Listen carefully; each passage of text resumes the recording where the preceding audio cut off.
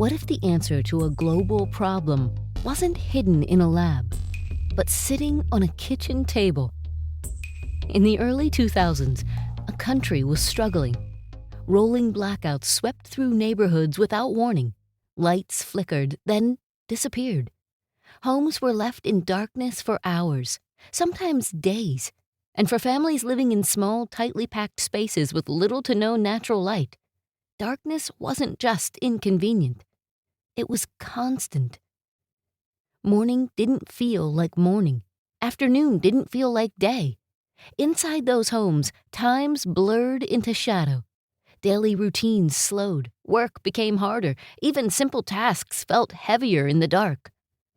Now, imagine standing in a room like that, waiting for power that may or may not return.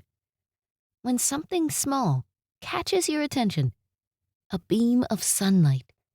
It slips through a gap, lands on an ordinary object, and suddenly, the room changes.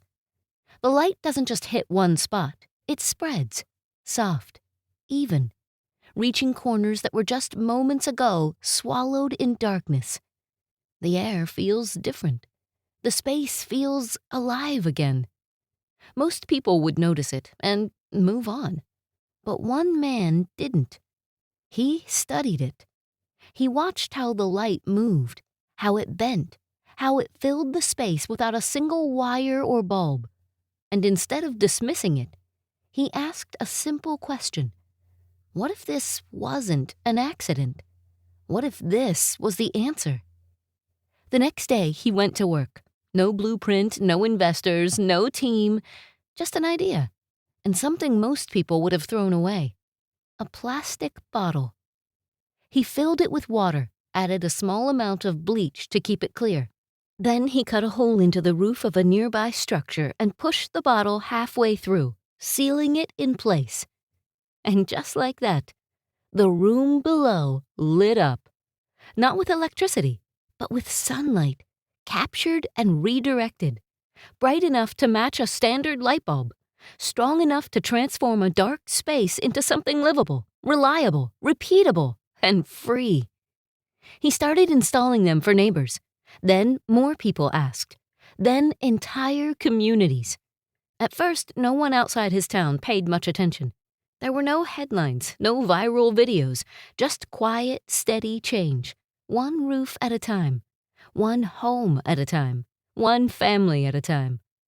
But nearly a decade later, someone else saw what he had seen. And this time, the world was watching. An organization picked up the idea and began teaching others how to build it, empowering communities to light their own homes using nothing more than sunlight and a bottle. It wasn't just about light anymore. It was about independence. What started as a single moment of curiosity spread across continents. Hundreds of thousands of homes were lit, then millions. And the man behind it all?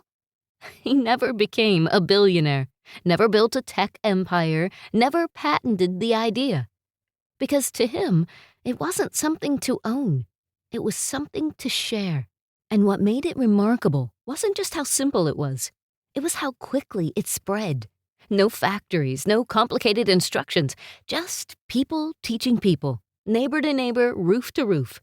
An idea passed by hand, carried by need, and powered by something everyone already had.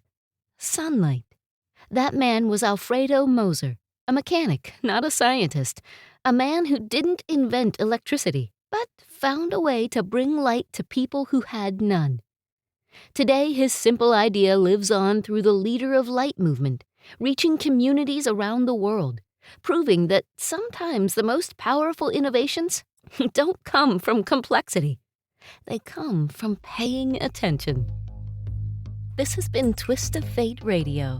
I'm Angela Clark. Until next time, remember, sometimes the smallest choices lead to the biggest consequences.